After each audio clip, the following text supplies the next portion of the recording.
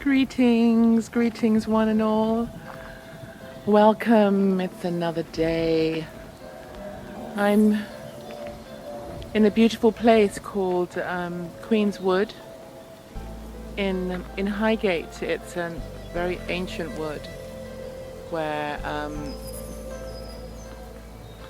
has been undisturbed for centuries, and it's such a divine gift to be here at this time and to connect with nature, to breathe in all the smells, to take in all the sounds, the birds, all the different birds that sound like a symphony. As my unconscious being taps into the sound of birdsong and sees it as an expression of God, as an archetypal resonance, as well as the rustling of the winds, the squirrels and the smaller creatures running through the leaves, the sound of the leaves blowing in the wind. It's quite something, and so healing and so grounding to spend time in nature, to be amongst new life and decay, all of the fallen leaves, all of the fallen branches that are reconstituting themselves and becoming earth itself.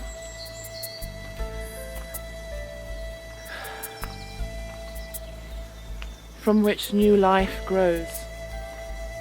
Since it's springtime, even with new leaves now coming forth after budding a few weeks or months ago, there are some that will make it and some that won't. So this is a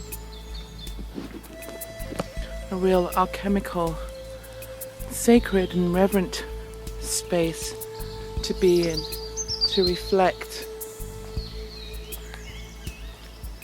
our own existence and to reflect our own inner ecology. As I walk now off the path, begin to walk where many animals tread during the day and during the night. This is their home, and this is our home. I look around me and I see little insects flying around, the moisture in the earth and in the air.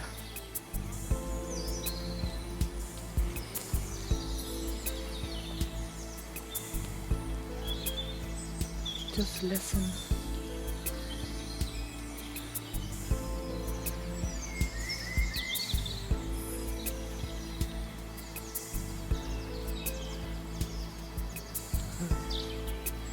The stillness.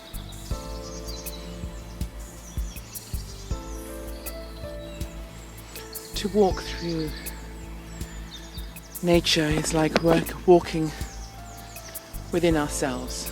I really do feel that. I'm just aware of the various changes that are occurring, as always, from day to day, as they occur within our weather systems. They also occur within our inner weather conditions that change from day to day and throughout the day. I have chosen many years ago to remain sensitive to the beautiful ebb and flow and the stunning information and the vastness of who we truly are, and the extensive palette of experience and the extensive palette of possibilities. And for me, it's been really important to allow myself to explore these, so I can remain aware of this as part of our collective human condition.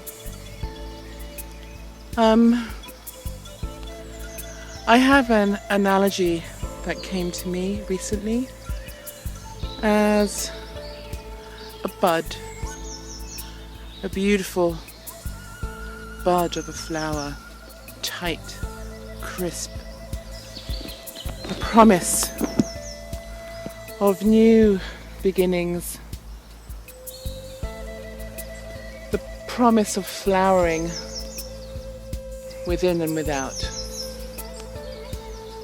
And as we see the buds, we are reminded of life, of being reborn. We are reminded of the new, since this generally happens after a time of decay and death. So as the new buds come forth, we see this as a metaphor of a new beginning. And as well as this new beginning, we begin to observe the bud loosen its grip on itself as it begins to open its petals and begin to uncurl. It has no choice but to uncurl, because if it doesn't uncurl, it dies, and it does not fulfill its function.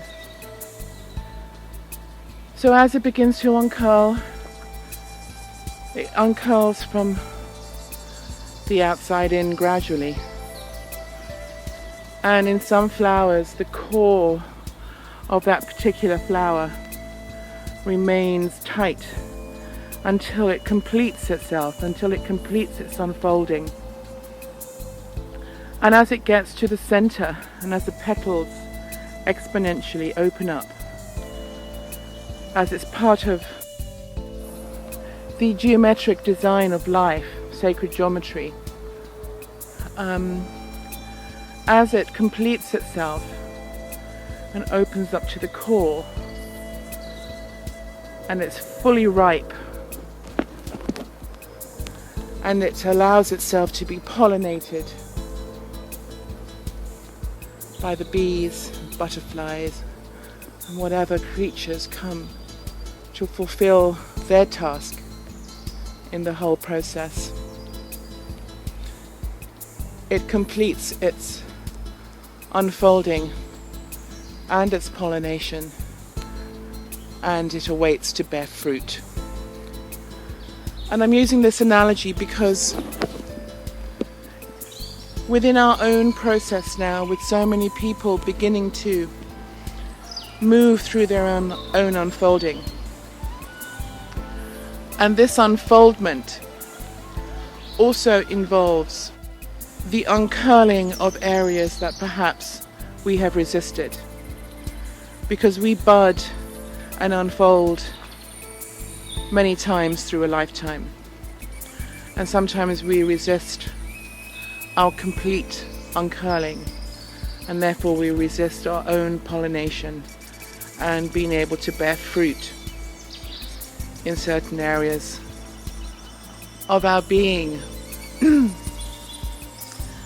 So as we now consciously move through this beautiful transformation, the unfoldment of all our petals, there will be times where we may feel unable to uncurl completely. But to complete a cycle is so important. To have the courage to uncurl completely and give ourselves permission to show all our petals, to expand all our petals, to be naked completely, to show all our color and to give off all our fragrance. Once we learn to do this, we no longer need to come close to a flower to enjoy its fragrance. And this is divine grace. So I encourage you to allow these areas or these inner petals to unfold, to allow the elixirs, to allow those special frequencies and those special petals that perhaps we've held hidden for most of our lives, to allow those to uncurl as well. And to know that these petals do not just belong to you, they belong to all of us. And as we allow ourselves to have the courage to uncurl completely, we give other people permission to do the same. And we all become completely open and naked, where we allow ourselves collectively, the whole human family, to be pollinated by life, so we can give birth to the new beginnings. We can bear fruits of wisdom, love and joy to the new template of life on this planet. And we can also allow one another to come forth and be and bear witness to this unfoldment, and to find our soulmates and twin flames or twin souls, so we can come into each other's lives and pollinate each other into the beauty of creation. Beautiful family, I am humbled to be here. I watch the trees sway and the leaves in the wind, the dance of life. As the rain falls, as I smell the earth.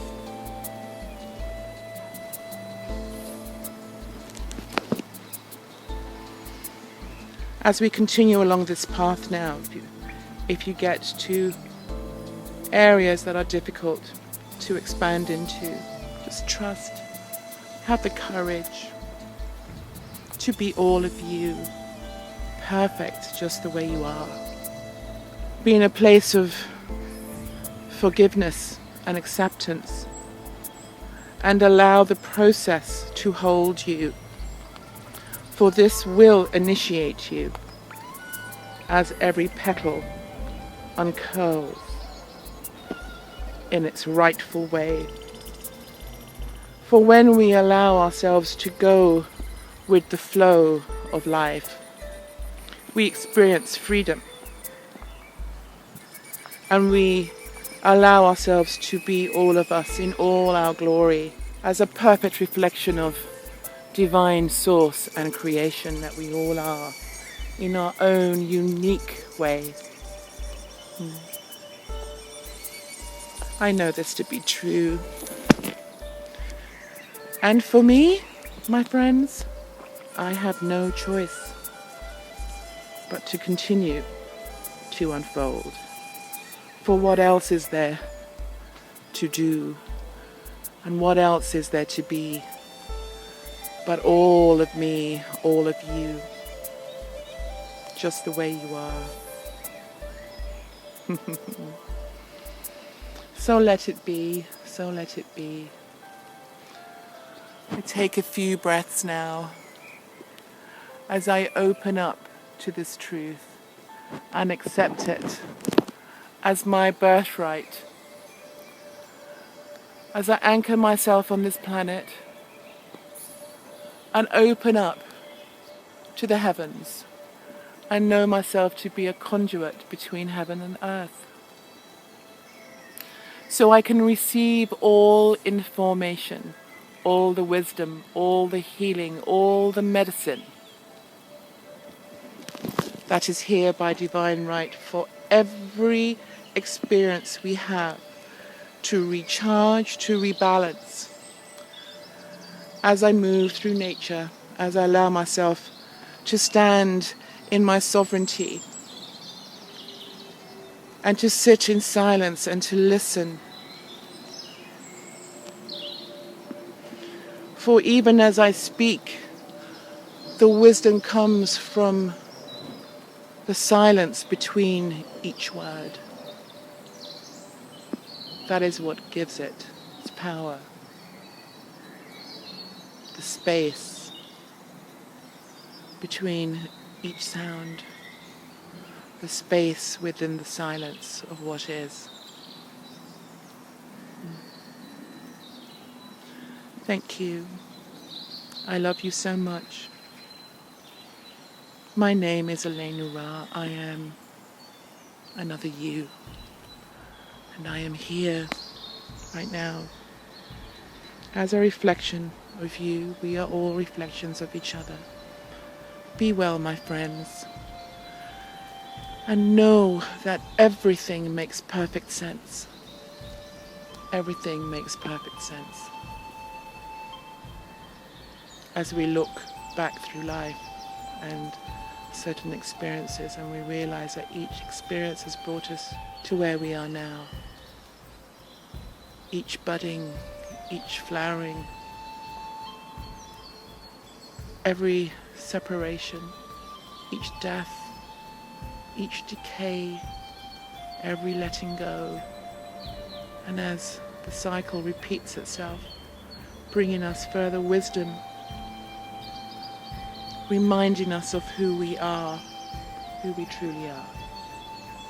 What a privilege it is for us to be here, to know this to be true, so we can move beyond duality, and we can understand the dance of polarity and know that everything makes perfect sense. And we can embrace our collective heart, divine consciousness that moves through everything and all our creations and manifestations. So let it be. My name is Alaenura. I love you. And I see you. And I hear you. Blessed be. Mwah. Just listen.